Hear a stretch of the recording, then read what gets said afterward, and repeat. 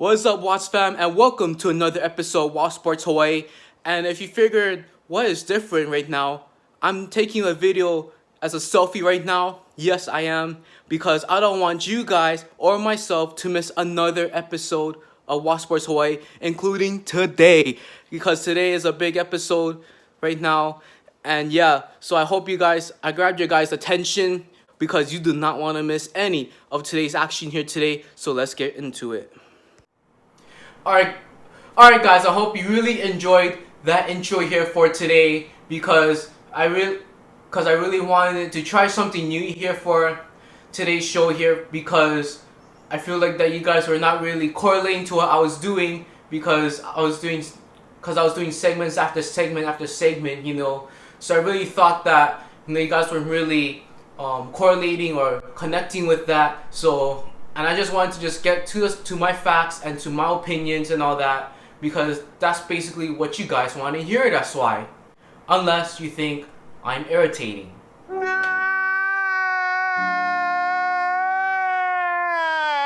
Alright guys, so enough of the chit chat here. Now let's get right into what we want to talk about here for today's show. And the first one is Max Holloway has officially agreed to fight and defend his UFC featherweight championship against the undefeated Brian Ortega here at UFC 231 in Toronto, Canada.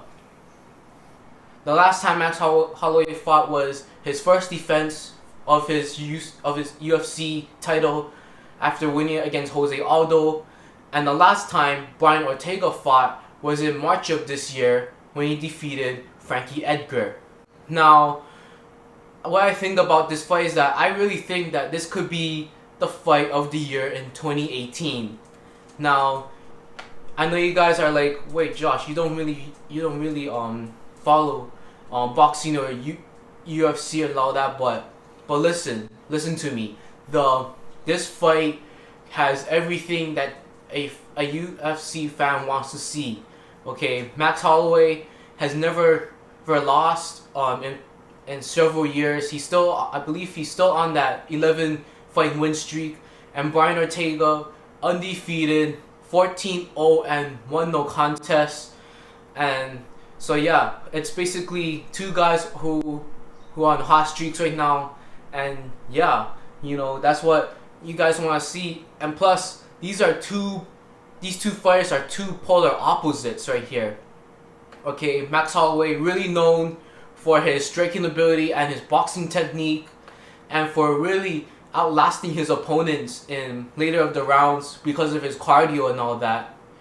Where Brian Ortega, he is a full-on jiu-jitsu, and if he gets you on the ground, there is probably no chance that you're going to fight off the ground to get up on your feet, because he's probably, by the time you want to get back to your feet, he's probably going to put you in a submission hold as well. That's why they gave him the nickname T City, because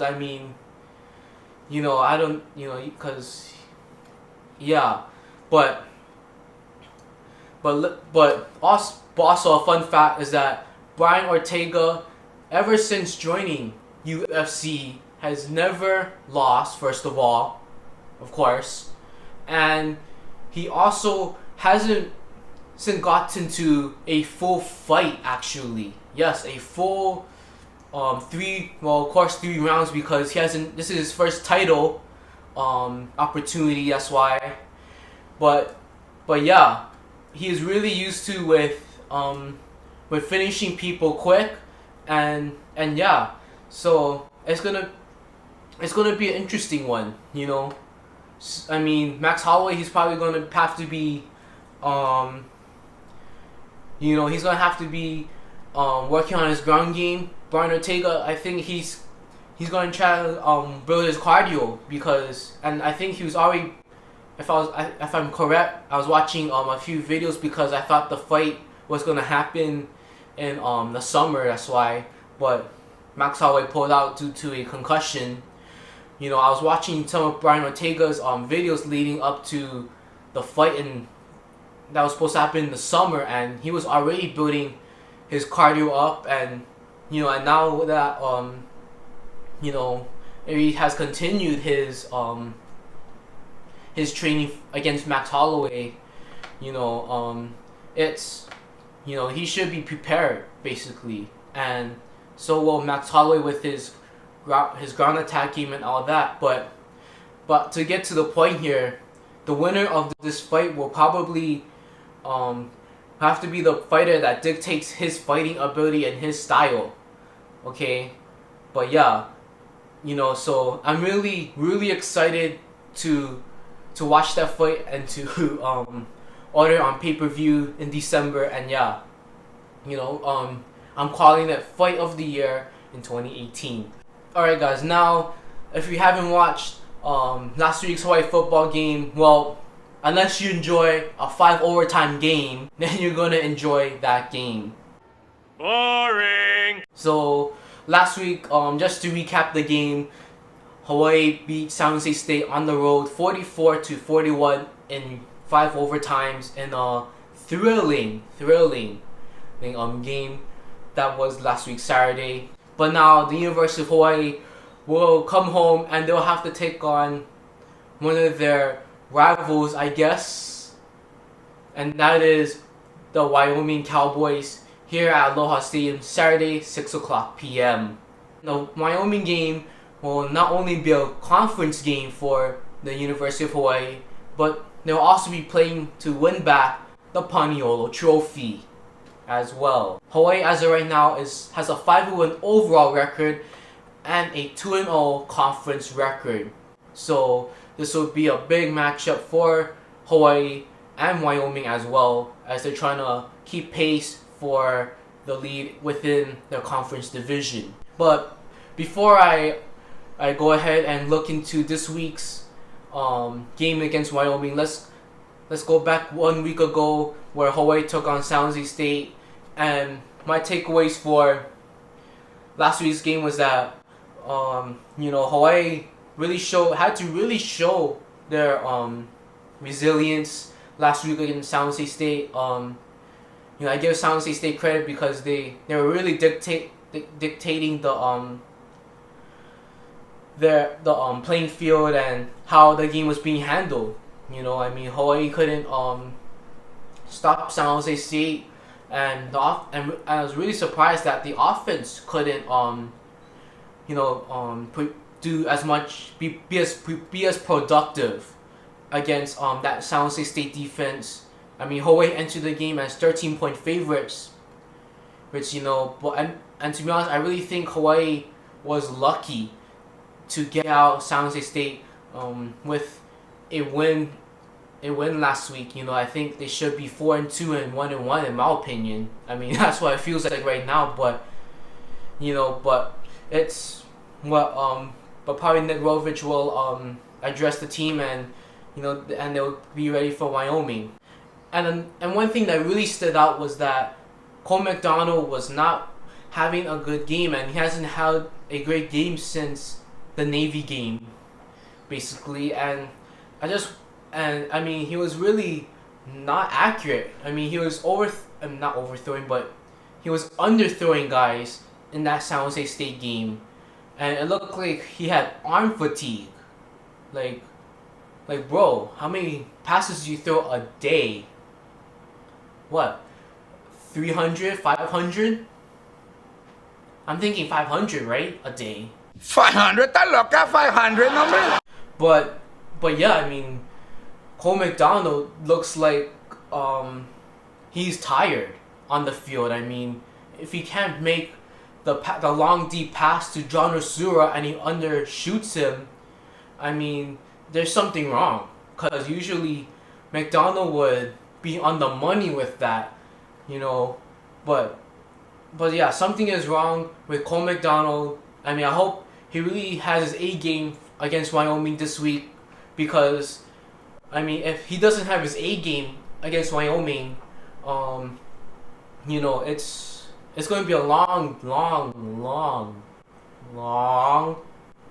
night for Hawaii on Saturday against Wyoming.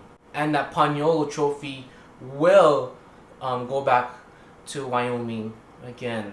Now going into the battle for the Paniolo Trophy today is that I was watching a bit of highlights on Wyoming and all that from their game against Wolford at home, and they're really physical, really disciplined, and I mean there's nothing more that you can ask. I mean, the record and the scores may not show it, but Wyoming can be a powerhouse. Even though they don't have their quarterback like that, they still have talent on that team. So I mean, it's gonna be a battle for Hawaii. They might have to even show their resilience again against Wyoming. So yeah.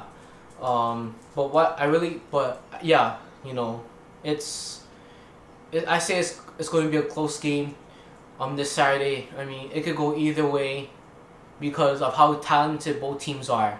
So right now, I don't have a winner right now. As I speak as of right now, we're just gonna have to see and find out who's the team that's gonna show up and play some real football.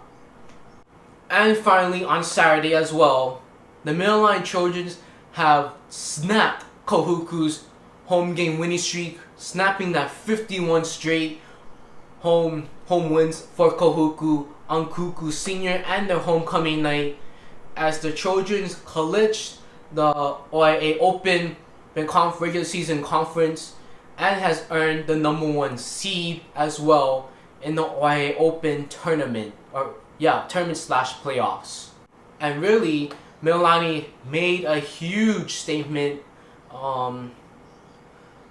last week against Kahuku, because if you look back to last week's Hawaii's main event, I chose Kahuku. But I give Mililani credit that they went up to the North Shore, they executed at a high level, were very disciplined in my opinion, and they look like a real team, not like when they faced Puno and they took a whooping from them Buff and Blue, and so I give Milline credit, but on the other side of the ball, Kahuku, because of their loss last week to Mililani, it really stings, and of course, not to put insult to injury for Kahuku, of course, but it stings because for Kuku, because for all of you that know, they live off of football and they haven't lost a home game since 2007, and that was a playoff game against Kapolei that ended their season sadly, but that's how long they haven't lost a home game, and that's for how long Kuku fans, when they play at home, they probably go party, eat some shrimp and all that after the game because of how much they've been winning at home. That's why. But now, what I think about this game as a whole is that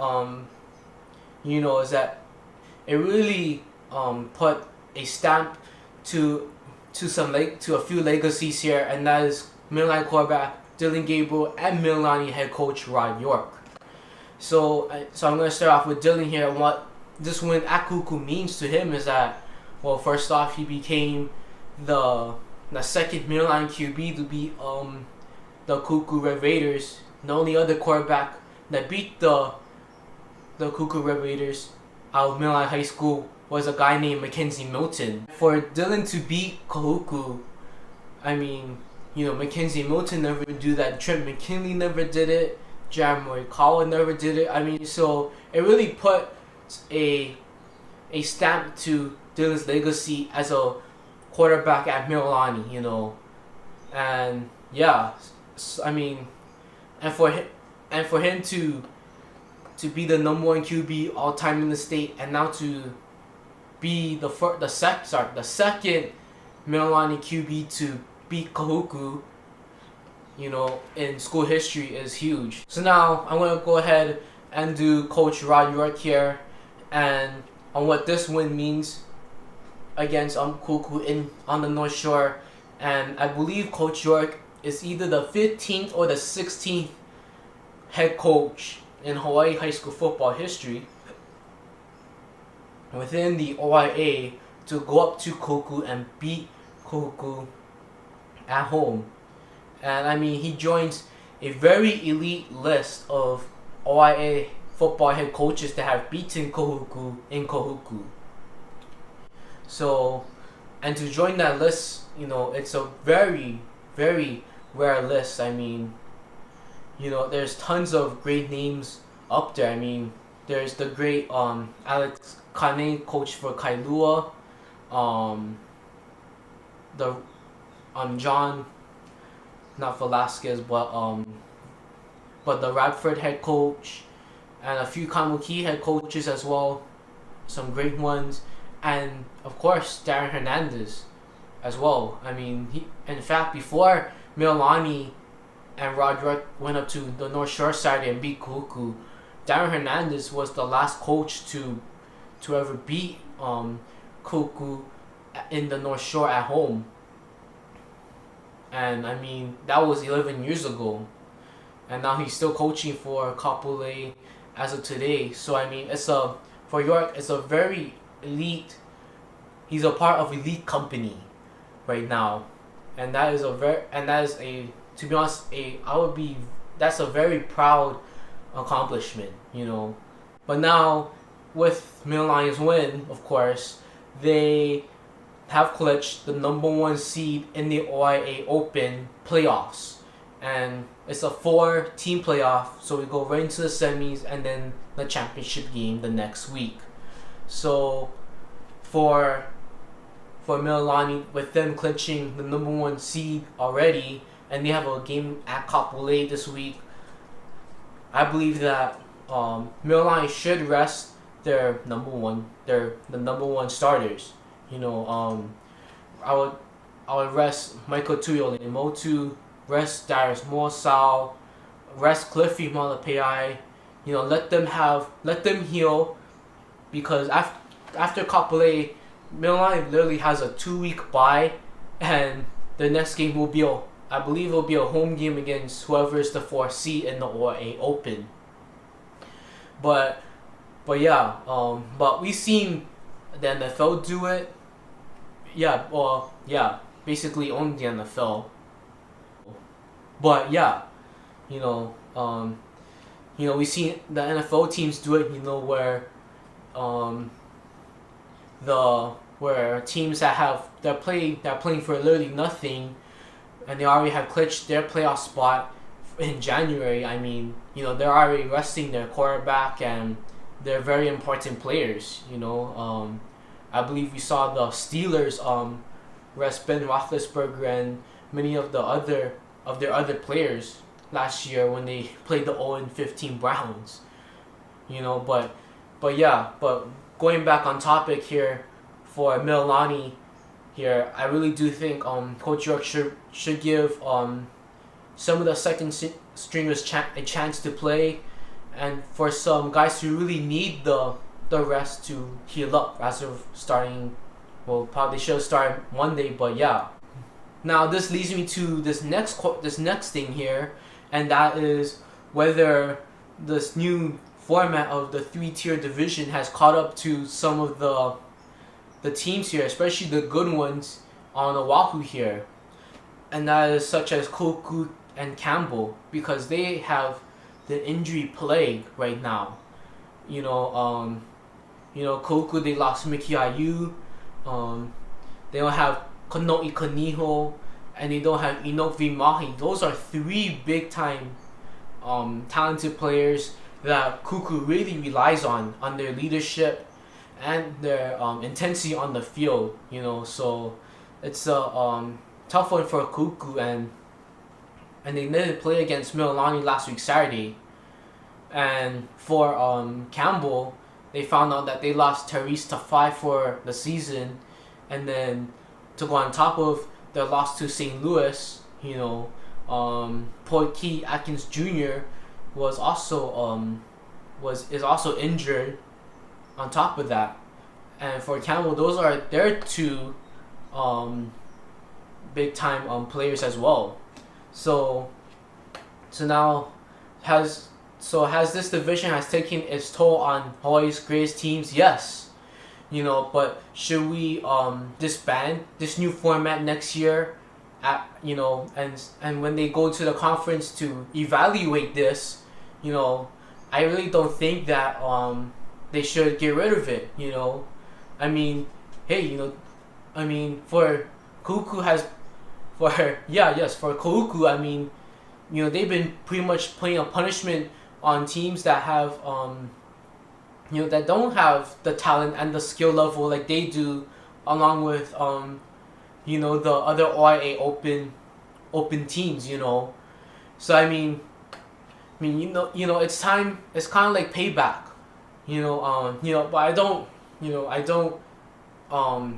I'm not saying that it's good and we should see players be getting injured and we should see more injuries to the good players. I mean, I'm not saying that. I'm just saying that it really shows strength and how training comes into effect for these teams, because the training and the preparation is huge now. That's why, especially in the preseason, because you want to make sure that you last the entire season and you play in that final game of the season, which is the state championship game in November. But yeah, yes, this new format, as I said before, has taken its toll, but for you OIA open teams that have been taking or has the this injury plague, I'm sorry, but you guys should just suck it up and play some football, because football is a man's game. That's why.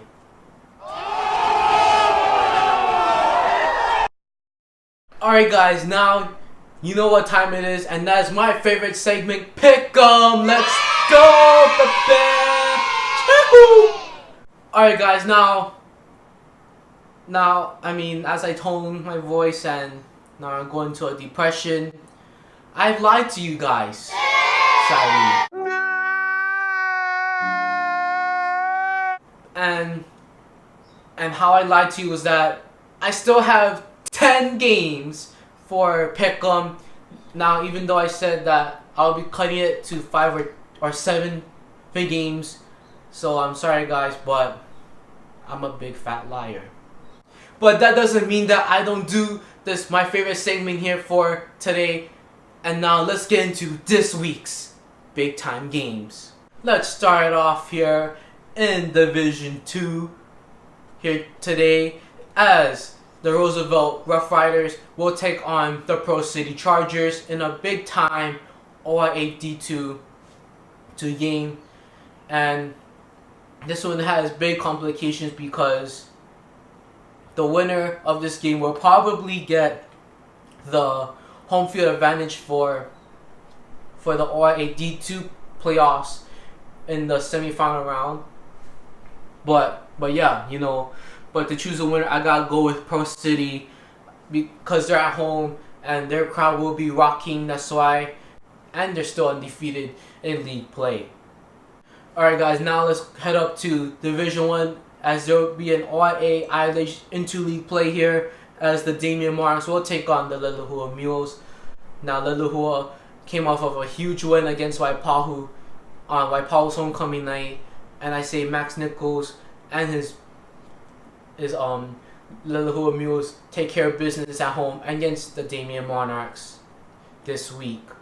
The next one is also another OIA ILH into-league game here, as the Alani Raiders will take on the Castle Knights, as Castle last week beat IAEA and is going to the D1 OIA playoffs this month, as they are the number 4 seed in the playoffs, and they'll take on whoever's the number 1 seed in the OIA Division 1 playoffs. But for this week, I gotta go with Jonah Chung though, and the Iolani Raiders on this one, because I just think that Jonah Chung and his receivers, they really have shared a bond together, and yeah, they're just gonna put up tons of points for this week's game against Castle, and yeah, gotta watch out for, of course, the man at Iolani, Jonah Chung. The next game will be in Kailua for an OIA D1 game, as the IA and Na'ali will go to Kailua to take on the Kailua Surf Riders this week. And I gotta say that IA takes care of business in Kailua this week, and they'll probably be doing some surfing in Kailua. In Kailua.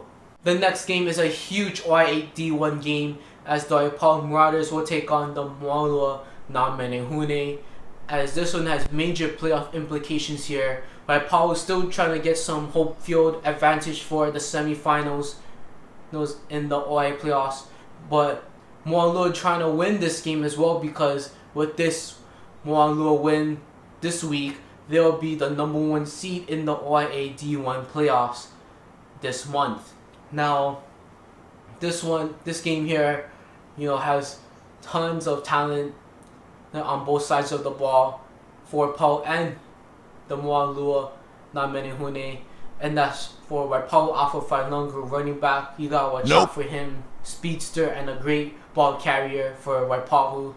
And then you have Moalua, the rough and tough guys. It's down in Salt.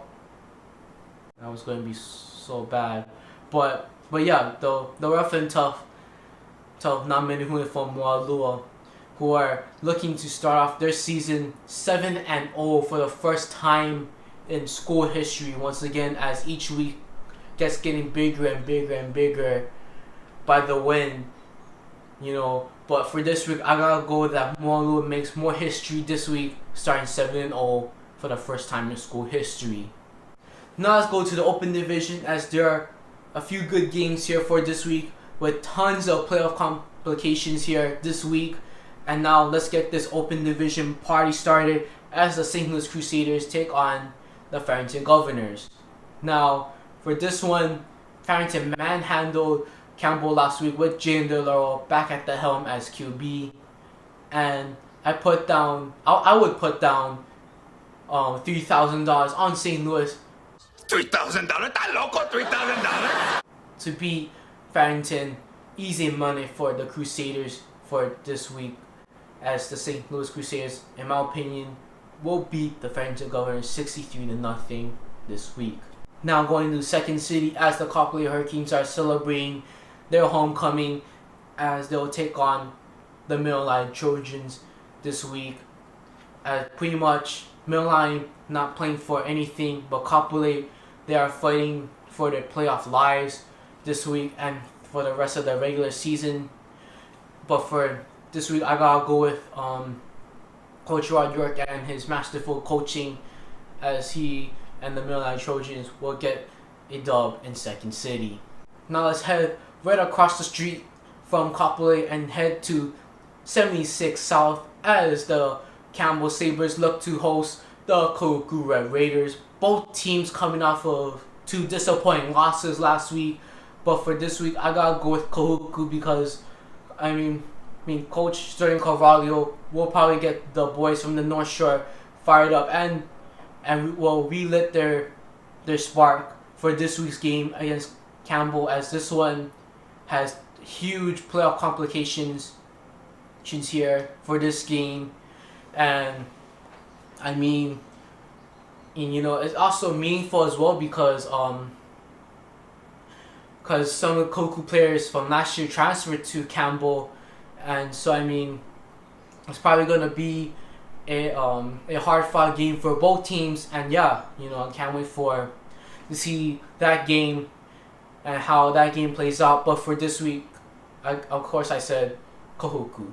Now this one is a big game, as this is a little rivalry / throwback game, as the Kamehameha Warriors will take on the YNI Sea Riders, as I think the Kamehameha Warriors with, of course, Tiger Peterson and Chris Tonkiai, and Hoku Ash will take care of business on the west side, as the Kamehameha Warriors will take on YNI and pretty much beat them down to a pulp, as the Kamehameha Warriors will win this week over YNI. Alright guys, now you know what the 10th game is, and that is Hawaii's main event. Now for you guys that are wondering, Josh, what is Hawaii's main event? You didn't even post what was Hawaii's main event for this week. So I really thought that I should take a vacation and, just relax and not do it, Not just joking, but yes, we're gonna travel a bit here, and we're gonna go to Maui, as there's a huge game on Maui for this week's Hawaii's main event, and that is the Lahaina Lunas hosting the Maui Sabres. So now let's give a little background information for this week's Hawaii's main event, and let's start off for the visiting Maui Sabres, as they have tons of talent and they are on their way to clinching the MIL Division 1 championship, and this will be probably easy money for the Sabres, as they have a 3-game lead against their Division 1 rival, the Baldwin Bears. But to focus on what they have this week, and that is that they have a great running back in Naya Nakamoto. Gotta watch out for him this week. But also Lahaina Luna has their own great running back this week, and that is they have Joshua Tihada, the nephew of the head coach for Lahaina Luna, and he has pretty much showed his stuff at Lahaina Luna for the past 2 seasons, starting as a freshman, and now he's becoming a star in Lahaina Luna and on the island of Maui. 2 teams that love to run the ball, and and just find ways to give their playmakers the ball. It's that simple. We've seen Maui just try run over people and all that with the running game, along with Lahaina Luna.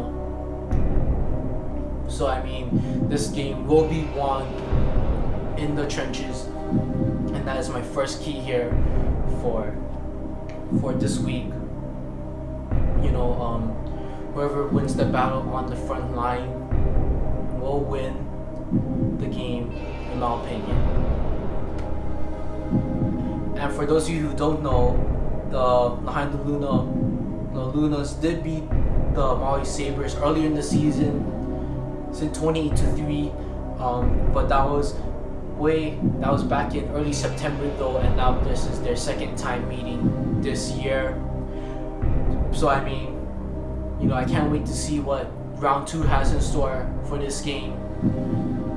But now it is time to choose a winner. Now, last week I was devastated. I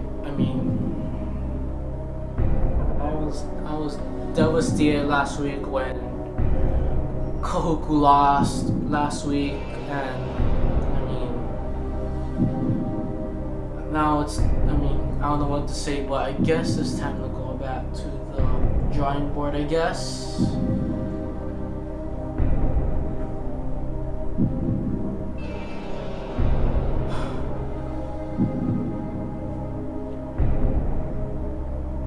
But,